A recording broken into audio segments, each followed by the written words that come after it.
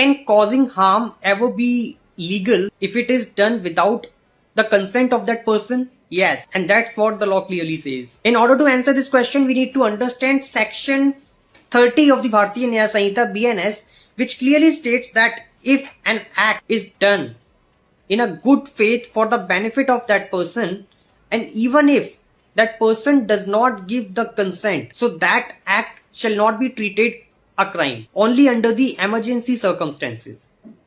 In the circumstances when when the person is incapable of giving consent, or when it is very impossible to obtain that consent from a person, like in a serious cases or any emergency circumstances where the person has no lawful guardian or any other person who is in lawful charge from whom the consent can be obtained. Let's just take an example of an accident, that a child faced an accident or any tragedy which requires the immediate surgery operation, and that particular operation, the surgeon knows that it will potentially cause harm or even the death of that person, but in such circumstances it is very difficult to decide, it is very impossible for that person to signify the consent, and that surgery has to be done at any cost.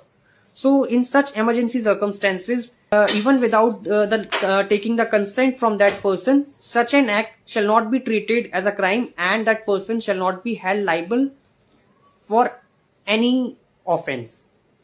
But there are certain exceptions as it is given in this particular section. You may see that it is clearly explained that section 30 will not be applicable to a person who is intentionally causing death.